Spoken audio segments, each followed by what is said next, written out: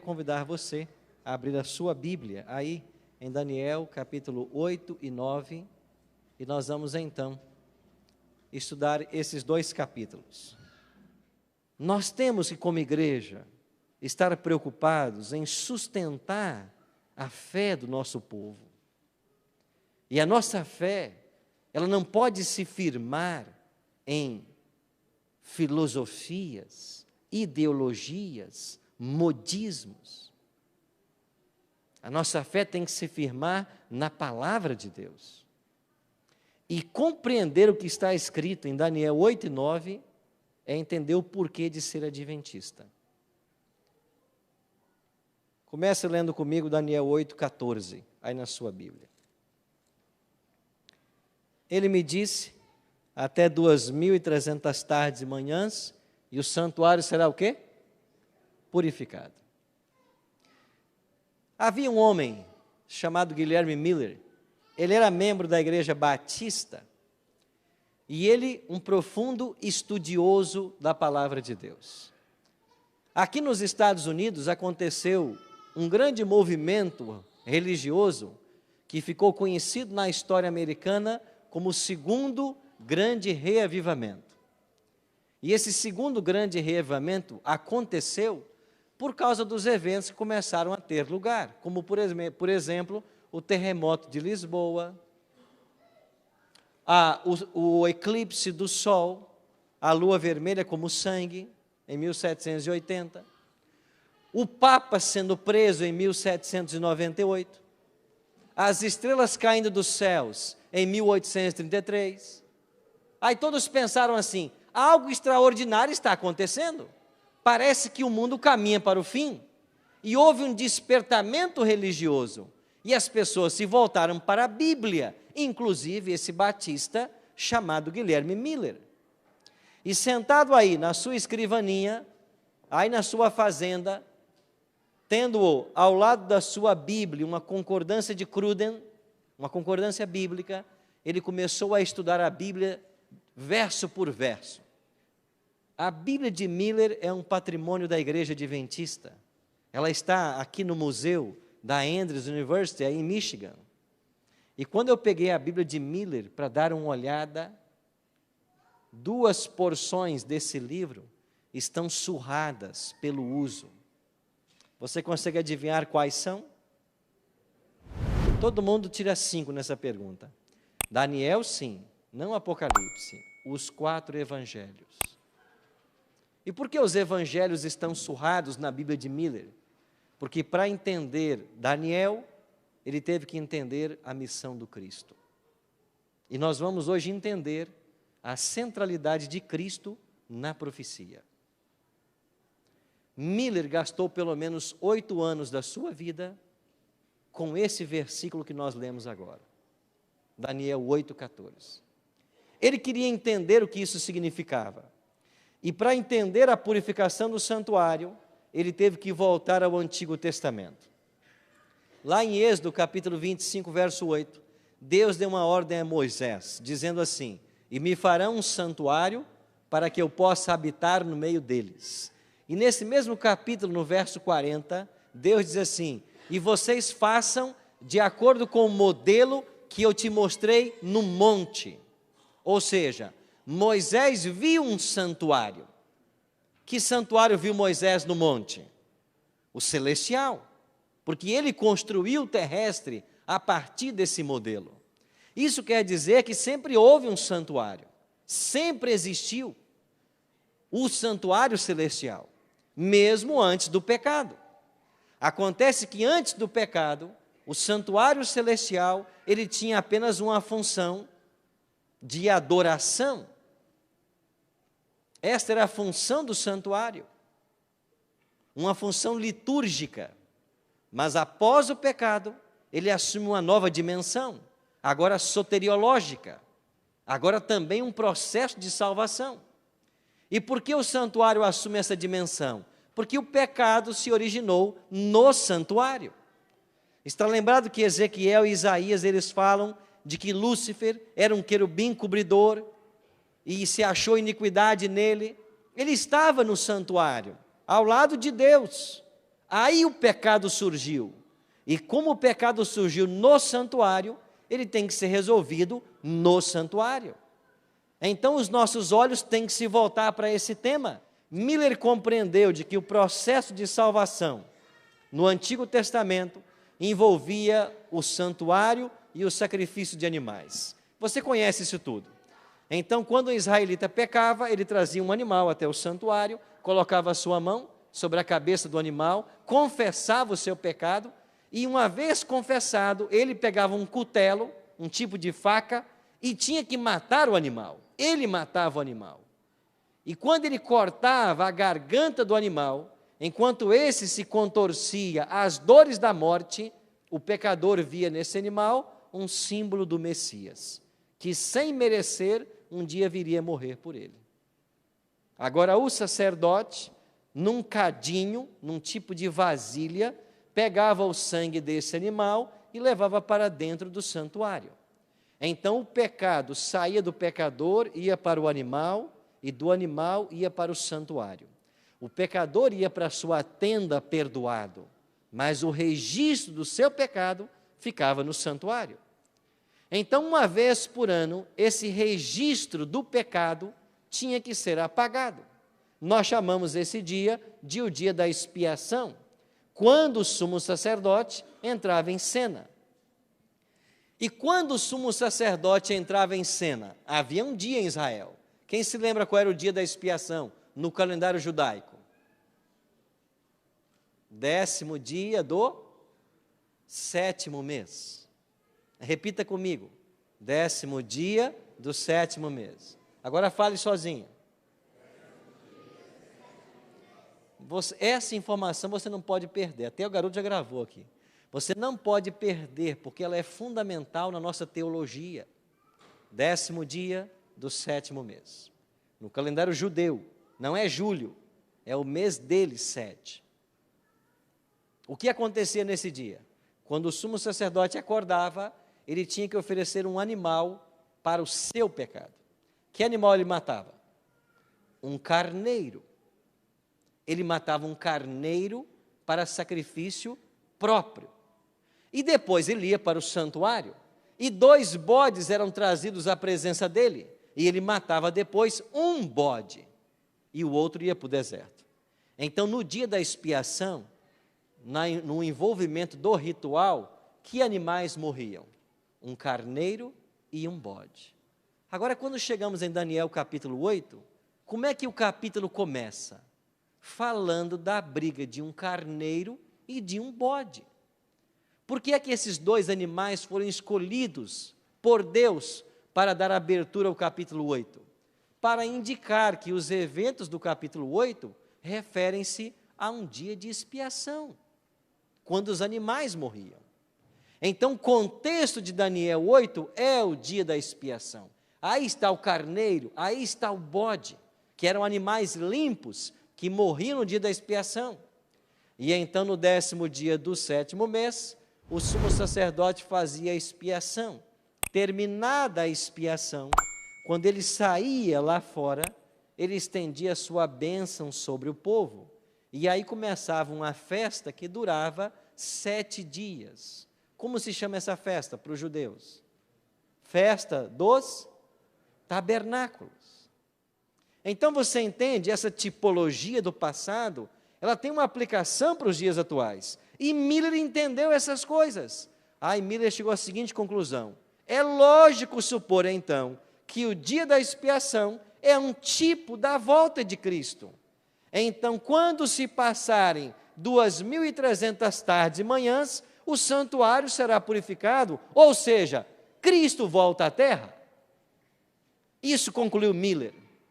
Aí Ellen G. White escreveu assim: o único erro de Miller, palavras da profetisa, o único erro de Miller é pensar como pensavam os cristãos do seu tempo, que o dia da expiação apontava para a volta de Jesus. Então, ainda que Miller tenha descoberto isso ou interpretado dessa forma, ele não estava sozinho. Os crentes dos seus dias interpretavam da mesma maneira. achando que o dia da expiação ou a purificação do santuário celestial seria a volta de Jesus. E Miller então começou a pregar a respeito disso. Ele cria que a purificação do santuário era o dia de julgamento para Israel e simbolizava o julgamento final. Agora, quando é que chegaria esta purificação? Agora vamos virar a página para Daniel capítulo 9. O capítulo 9 de Daniel explica o capítulo 8. Olha o que diz aqui Daniel 9, verso 24. Daniel 9, 24. O anjo Gabriel está explicando a profecia para Daniel. E ele diz assim: 70 semanas estão determinadas sobre o teu povo, sobre a tua santa cidade, para fazer cessar a transgressão, para dar fim aos pecados, para expiar a iniquidade, para trazer a justiça eterna, para selar a visão e a profecia e para ungir o santo dos santos. O anjo disse para Daniel que 70 semanas estavam determinadas sobre o povo dele. E o povo de Daniel era o povo judeu. A expressão hebraica que aparece nesse verso é shatá, que foi traduzida aqui na Almeida, Revista e Atualizada, como 70 semanas estão determinadas. Essa não é a melhor tradução. A palavra shatá significa literalmente cortar ou separar. Então o anjo disse para Daniel: dos 2.300 anos que faltam para o santuário ser purificado, 70 semanas serão separadas para o povo judeu. Então, vocês terão 490 anos para fazerem 6 coisas que eu acabei de ler no texto. Se vocês fizerem essas 6 coisas, vocês então continuarão a ser o povo de Deus. Se vocês não fizerem, vocês perderão essa oportunidade. Então nós temos que entender que a profecia das 70 semanas, ela foi cortada do período maior de 2.300 anos. Ambas começam no mesmo período. Agora Miller tinha que descobrir qual era a data inicial desses 2 períodos proféticos. E ele achou a resposta em Daniel 9, verso 25. Olha o que diz aí, Daniel 9, 25. Sabe e entende, desde a saída da ordem para restaurar e para edificar o quê? Jerusalém. Você está lembrado que Daniel estava em Babilônia, que ele foi levado para lá aos 18 anos, no ano 605 a.C., e lá em Babilônia ele estava escravo e Jerusalém tinha sido destruída, bem como o templo. Então Gabriel diz assim para ele: quando sair a ordem para restaurar e edificar Jerusalém, é aí que começa a contagem dos 2 períodos proféticos. Agora Miller tinha que descobrir quando é que começou ou saiu esse decreto. Em que data ele começa? Se ele descobrisse a data inicial da profecia, bastaria se somar 2.300 anos e ele chegaria na data da volta de Jesus. Então, Miller entendeu de que esse decreto, esta ordem para restaurar e edificar Jerusalém, tinha a ver com o decreto de Artaxerxes. Agora, abra sua Bíblia aí no livro de Esdras, deixe Daniel 9 marcado, e você vai agora para o livro de Esdras, no primeiro capítulo. Antes um pouquinho aí de Salmos, de Jó, você tem o livro de Esdras. No capítulo 1 do livro de Esdras, você tem a promulgação de um decreto. Quem é que fez um decreto no capítulo 1 de Esdras? Quem se chama? Ciro. Aqui está o decreto de Ciro. Esse decreto autorizou o povo judeu, depois que a Medo-Pérsia venceu a Babilônia, a voltar para Jerusalém. Agora vai para o capítulo 6 de Esdras. Que decreto você tem aí em Esdras capítulo 6? Decreto de quem agora? Dario. E no capítulo 7 você tem um decreto de quem? Artaxerxes. Então você tem no livro de Esdras 3 decretos: Ciro, Dario e Artaxerxes. Qual dos 3 decretos nós vamos usar para o início do computo profético? Nós temos que usar o terceiro. Por quê? Leia agora Esdras 6,14. Esdras 6,14. Os anciãos dos judeus iam edificando e prosperando, em virtude do que profetizaram os profetas Ageu e Zacarias, filho de Ido. Edificaram a casa e a terminaram, segundo o mandato de quem, irmãos? De quem? De Deus. E segundo o decreto de quem? Ciro. Mais quem? Mais quem? Pronto. Esdras 6,14 diz para mim que os decretos eram cumulativos. Se eles iam se acumulando um ao outro, é lógico supor que a profecia só pode começar quando o terceiro foi promulgado. E de fato nós então entendemos que no ano 457, quando Artaxerxes publicou o decreto, o terceiro decreto, aqui nós temos o início da contagem profética. Agora olha de novo para Daniel, volta para Daniel, capítulo 9, verso 25. Daniel 9, 25, sabe e entende, Daniel, está dizendo Gabriel para ele, o anjo. Desde a saída da ordem para restaurar e edificar Jerusalém, até ao ungido, ao príncipe. Irmãos, quem é o ungido? Quem é o príncipe? Jesus. 7 semanas e 62 semanas, e as praças e as circunvalações se reedificarão em tempos angustiosos. Gabriel disse assim para Daniel, Daniel, quando sair o decreto, 457, vão se passar 7 semanas e depois 62 semanas. Então o anjo dividiu as 70 semanas em 3 partes. 7 semanas, 62 e depois mais uma semana. Por que é que ele fez essa divisão? Quando se passaram 7 semanas, nós chegamos ao ano 408. E o que é que aconteceu no ano 408? Terminou a reconstrução civil de Jerusalém.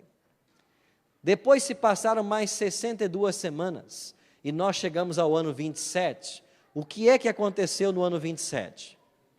Jesus foi batizado.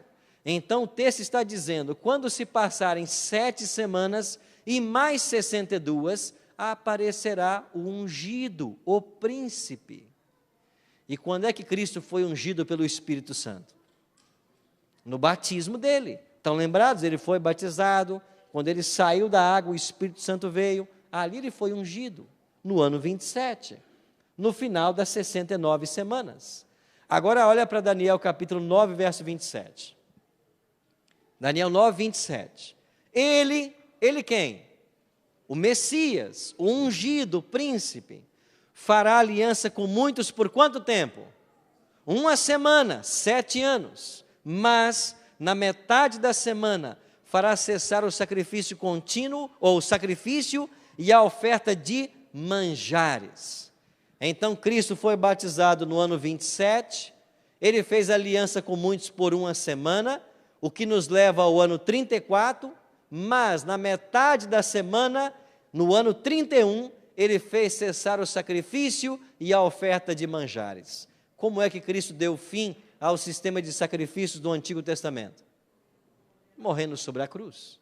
É por isso que João Batista, mesmo sem ter consciência de tudo que estava dizendo, lá em João 1, 29, ele diz assim, apontando para Jesus, eis o Cordeiro de Deus que faz o quê? João nem sabia direito o que estava falando, porque ele falou por inspiração divina. Foi o Espírito Santo quem o moveu a dar essa declaração. Mas Cristo era o Cordeiro de Deus, e na cruz isso ficou provado. Aí ele deu fim ao sistema de sacrifícios. Isso é tão verdade, que quando Cristo morre na cruz do Calvário, o sumo sacerdote estava com a oferta em mãos para matar. E o que aconteceu?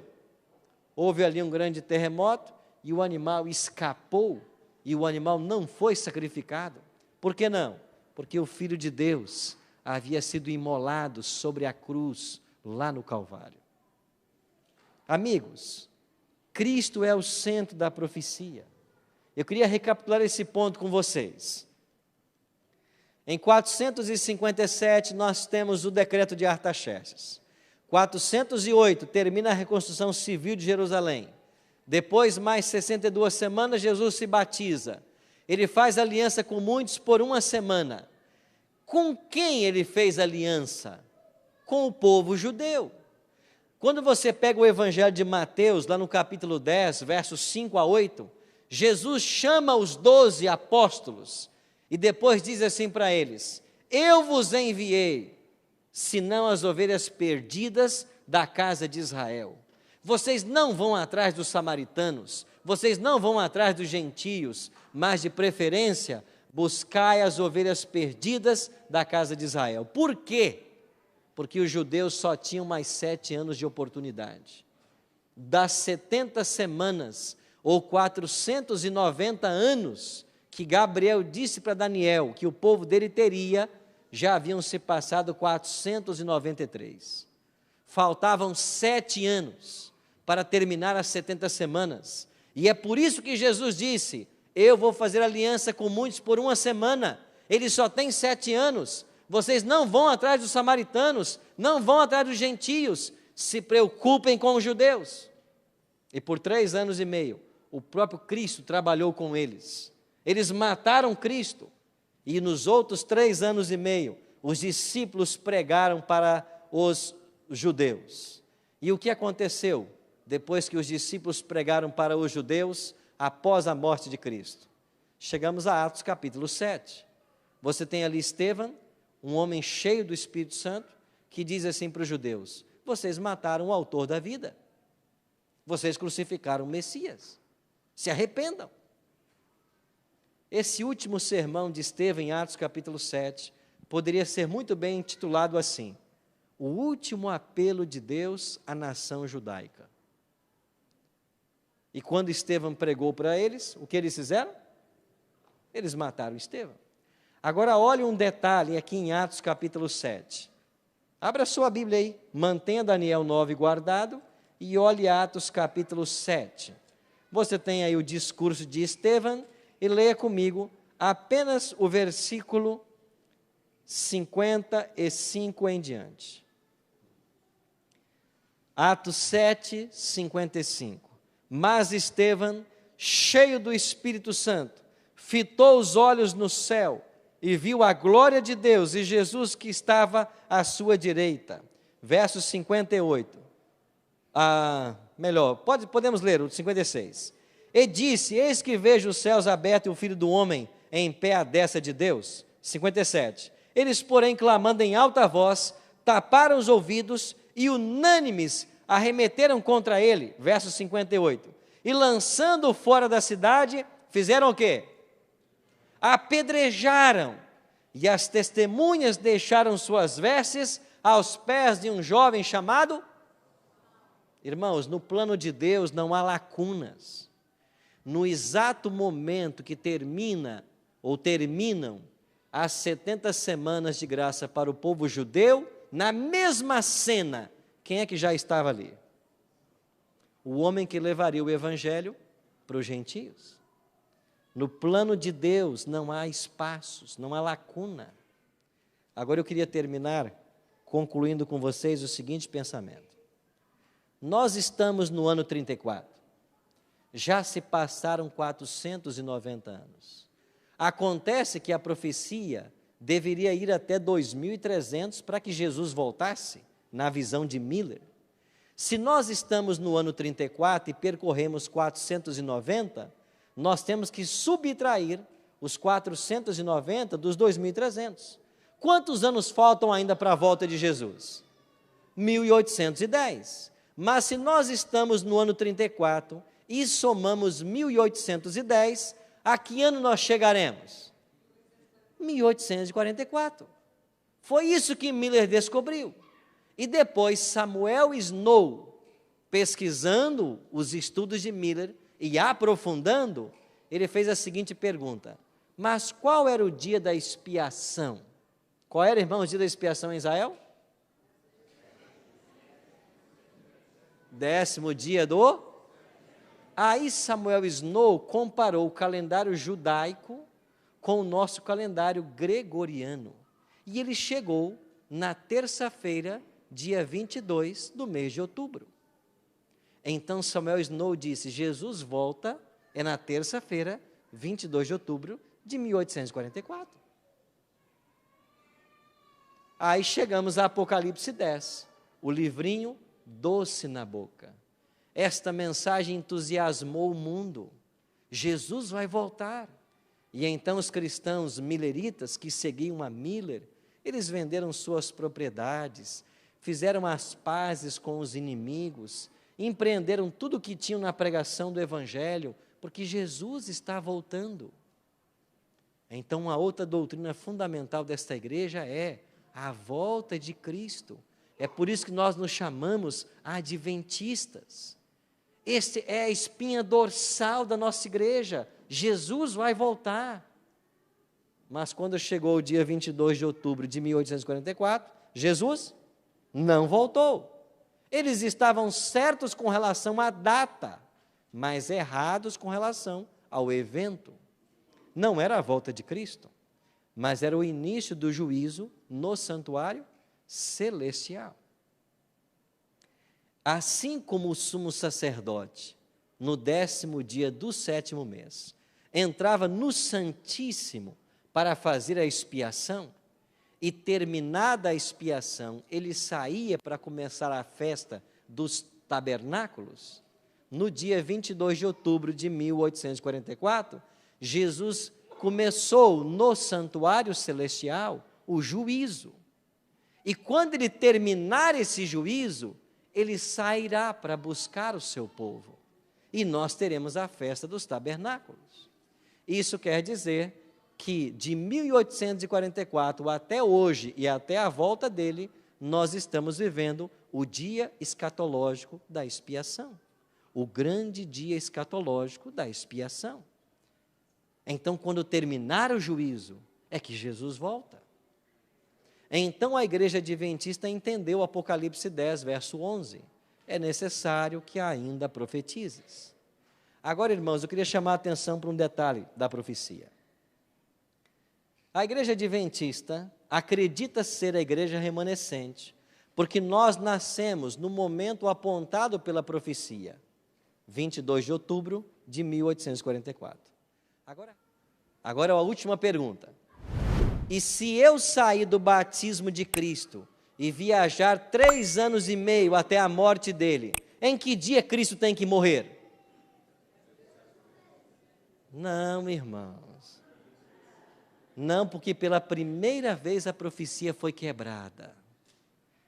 Ele fará aliança com muitos por 1 semana, 7 anos redondo, mas na metade da semana, 3 anos e meio, a profecia foi quebrada. Quebrou-se em 6 meses.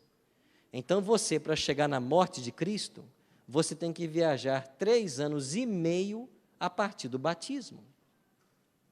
Ou seja, 6 meses depois do dia da expiação. Se o dia da expiação era o 10º dia do 7º mês, então você tem que chegar 10º dia do 8º mês, 10º dia do 9º, 10º dia do 10º, 10º dia do 11º, 10º dia do 12º, 10º dia do 1º mês. Então, o 1º mês era o mês da Páscoa. E Jesus morreu na Páscoa. Agora, uma pergunta para você tirar 10. O que é que aconteceu no 10º dia do 1º mês? Hã? Não, Jesus não pode ter morrido ali. Se eu perguntar para um católico, ele sabe. Porque todo ano os católicos celebram. Sabe o que os católicos celebram todo ano, no 10º dia do 1º mês? Domingo de Ramos. Todo ano, os católicos celebram Domingo de Ramos. O que é que foi o Domingo de Ramos? Foi o dia que Jesus entrou em Jerusalém montado num jumentinho. Aquele era um 10º dia. Por que que Jesus entrou montado no jumentinho naquele dia? Você vai entender agora. As multidões colocaram ramos de palmeiras no caminho, ou até as suas vestes, e eles começaram a cantar assim: Hosanas ao filho de Davi, Hosanas ao que vem em nome do Senhor. Por que que eles estavam recebendo Cristo assim? Porque assim entravam os reis para serem coroados nos tempos do Antigo Testamento.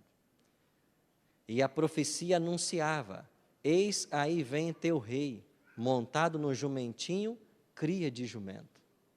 Quando eles viram Cristo montado no jumentinho e se aproximar da cidade, os judeus entenderam: é a hora de coroá-lo rei. Nós vamos tirar os romanos do poder, os judeus voltarão. E agora, quando Jesus entra, toda Jerusalém entrou em um alvoroço. E quando a multidão foi para coroar a Cristo, o que é que ele fez? Ele desapareceu. Ele desapareceu. Agora, por que é que Cristo desapareceu naquele domingo?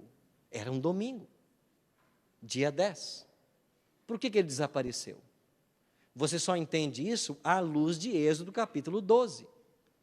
Lá em Êxodo 12, é ensinado que quando chegasse a Páscoa, cada família judia tinha que separar um cordeiro para o sacrifício. Mas em que dia o cordeiro tinha que ser separado? No 10º dia do primeiro mês. Então, no dia que o cordeiro deveria ser separado, o próprio Cristo se separou como oferta. E esse cordeiro lá no Israel, a família judia separava-o no 10º dia e o matava no 14º dia. Êxodo 12, 6. No 14º dia, vocês matem o cordeiro, assam a carne dele, e vocês depois comerão essa carne com pães asmos e ervas amargas. Domingo, dia 10, Jesus se separou. Segunda foi 11, terça 12, quarta 13, quinta 14.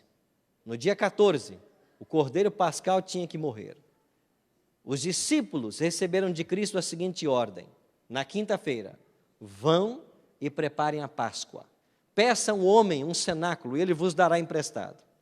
Eles pegaram o cordeiro, pediram o cenáculo emprestado, mataram o cordeiro, assaram o cordeiro, deu o pôr do sol, porque o cordeiro tinha que morrer antes do pôr do sol, e quando entrou a noite do dia 15, Jesus estava com os 12 para a cerimônia da Páscoa, em João capítulo 13.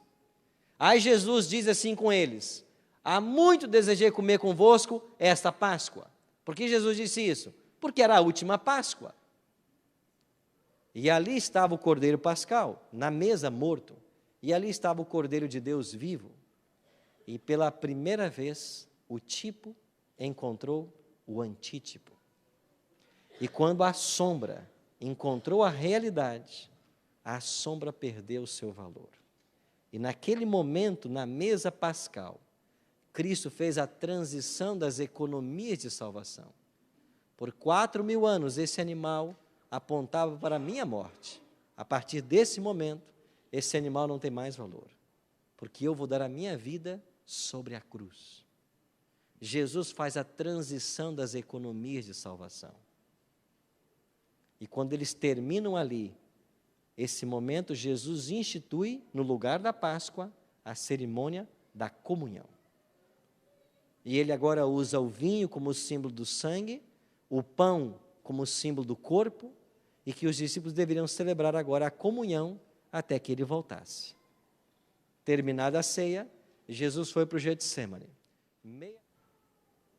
Na madrugada, ele foi julgado e condenado injustamente. Que horas ele foi crucificado no Calvário? 9 da manhã. 9 da manhã o crucificaram. Meio-dia, houve trevas sobre a terra.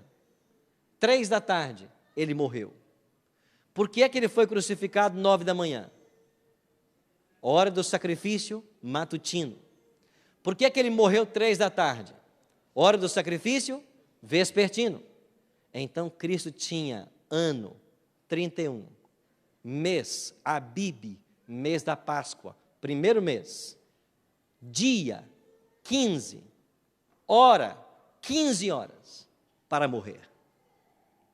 Ele sabia o ano, o mês, o dia e a hora da sua morte. É por isso que ele disse para Maria, lá em João capítulo 2, mulher, ainda não é chegada a minha hora, eu sei a minha hora. Mas pastor, espera aí, o Cordeiro Pascal não morria no dia 14? Sim. Então Jesus morreu dia 15? Sim. Não perdemos o simbolismo? Não. Por que não perdemos? Porque na cruz, Jesus não é Cordeiro Pascal. Jesus é Cordeiro Pascal na ceia. Quem é Cristo meia-noite quando ele é preso? Ele é o nosso primogênito. Porque meia-noite foram mortos os primogênitos no Egito. Ele é o nosso primogênito, meia-noite. E quem é Cristo na cruz, no dia 15? Ele não é Cordeiro Pascal. Moisés e Paulo respondem essa pergunta. Lá em Deuteronômio 32 e Gálatas 3. Maldito todo aquele que for pendurado no madeiro. Sabe quem é Cristo na cruz? Ele é o maldito de Deus. E ele está aí na cruz por sua causa, por causa dos seus pecados. Na cruz ele não é cordeiro, ele é o maldito, porque ele assume os pecados da humanidade. Por isso aquele reformador da Idade Média, chamado Lefebvre, escreveu na França: essa é a estranha obra de Deus. O justo morre para que o pecador viva. E você só tem vida se você olhar para a cruz. Não importa o seu sexo, não importa a sua idade, não importa o seu status social, sua conta bancária, os títulos que você tem, não importa nada. Só há salvação se você olhar para a cruz de Cristo. Sem Cristo, você está perdido completamente. Sem Cristo, sua vida será sem sentido e vazia. Você até poderá usar as coisas que o mundo tem para preencher o vazio da alma, mas nada disso vai te satisfazer, porque só Cristo é a resposta a todos os anseios humanos. Só Cristo dá sentido à nossa vida. Não tem outro caminho. Agora, se você se render a Cristo e Ele for o Senhor da sua vida, a sua vida terá uma outra perspectiva. Você viverá aqui esperançoso. Passará por problemas e aflições. Pode até ter uma doença, um câncer. Mas nunca se esqueça do que disse Jesus: aquele que crê em mim, ainda que morra, ele viverá. Nós não estamos nos preparando para os anos aqui. Nós estamos nos preparando para o céu. E o lugar que nos espera é a vida eterna. Ore comigo. Pai Santo, louvado e exaltado seja o teu santo nome. Obrigado porque nunca voltastes atrás no grande plano de salvação. Escolhestes a cruz para que nós pudéssemos ter vida e recebêssemos a coroa. Obrigado porque os pecados que deveriam nos levar à morte, o Senhor os tomou sobre si. E hoje a vida eterna que o Senhor conquistou é conferida a todos aqueles que abrem o coração e te aceitam. Obrigado, Senhor Deus, por essa profecia, que centraliza-se na obra de Cristo, que mostra tudo o que Ele fez por nós, e também aponta para o nascimento da igreja remanescente. Obrigado por termos a convicção de que pertencemos ao Teu povo, que não apenas se prepara, mas também prepara o mundo para a Tua breve volta. Que a Tua bênção repouse sobre todos nós, e que o Senhor nos acompanhe todos os dias da nossa vida, e que a nossa vida esteja no Teu altar. É a nossa oração, em nome de Cristo. Amém.